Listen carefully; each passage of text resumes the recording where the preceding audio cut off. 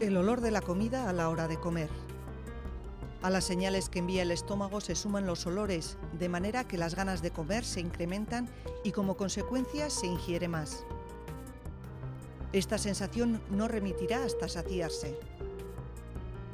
Los responsables de esta reacción son los principales componentes del sistema cannabinoide, los receptores denominados CB1, y que se concentran principalmente en el bulbo olfatorio. En la década de los 60, el consumo del cannabis se extendió entre gran parte de la juventud y sus consecuencias en el cerebro permitieron descubrir los receptores cannabinoides y todo el sistema.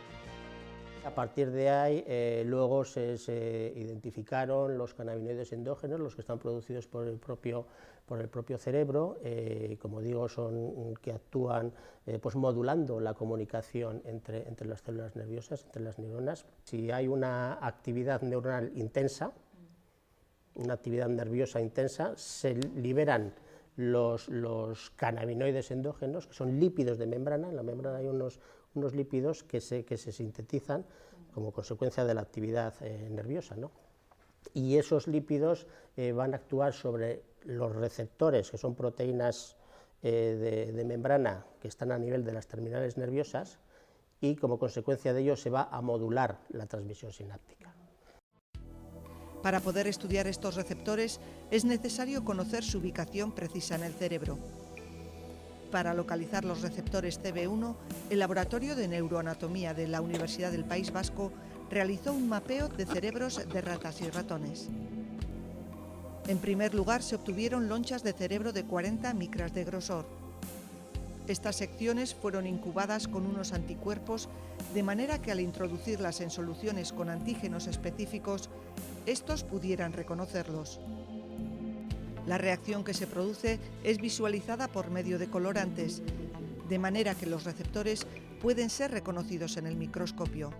Aquí se insinúa la silueta de la sección, y en el centro, mismo en esta zona, hay una zona que está más inmunorreactiva, que tiene más color marrón, y eso es, está indicando dónde se localiza la proteína. Y en concreto, la localización más intensa es en la capa granular interna del bulbo olfatorio. A ese nivel, el receptor CB1 se expresa mucho. ¿Pero para qué es necesaria tanta concentración en el bulbo olfatorio? En la Universidad de Burdeos se ha llevado a cabo la investigación fisiológica de los receptores CB1, manipulando los cerebros de los ratones. Los ratones utilizados permanecieron en ayunas durante 24 horas. A algunos se les eliminaron genéticamente los receptores CB1 y otros se mantuvieron intactos. Quienes no tenían estos receptores comían poco pese al hambre.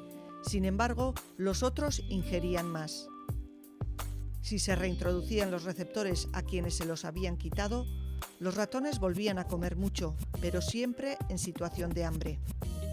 Al reexpresar el receptor de nuevo en la vía nerviosa, vuelven a comer más. O sea, la ingesta es mayor. La ingesta es mayor. O sea que hay una correlación entre la presencia del receptor en esa vía y el aumento de la ingesta.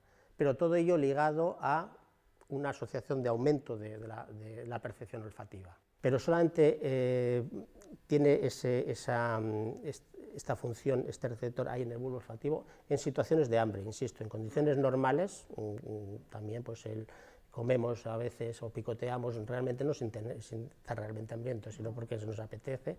En esos casos ese mecanismo no interviene, solamente cuando realmente se tiene hambre. De hecho, estos experimentos fueron hechos en ratones que estuvieron 24 horas en ayuno, y a partir de entonces fue cuando vimos el papel que tenía este receptor. El descubrimiento, del que se ha hecho eco la revista Nature, puede abrir las puertas a tratamientos para distintos trastornos alimentarios. Hoy en día es un foco de interés muy importante el conocer los posibles efectos terapéuticos que tiene la modulación de este sistema cannabinoide, algunos de los cuales ya se empiezan a identificar, a discernir, como por ejemplo es es efectivo este sistema, o la modulación de este sistema pues para el tratamiento del dolor, en casos de anorexia también, porque aumenta el apetito, la activación de este sistema.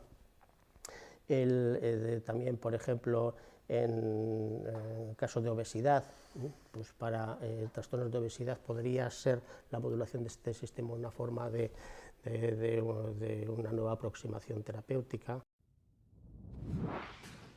Encontrar posibles soluciones para estas enfermedades será una nueva etapa de la investigación. De momento, se ha dado un paso más en el conocimiento del cerebro.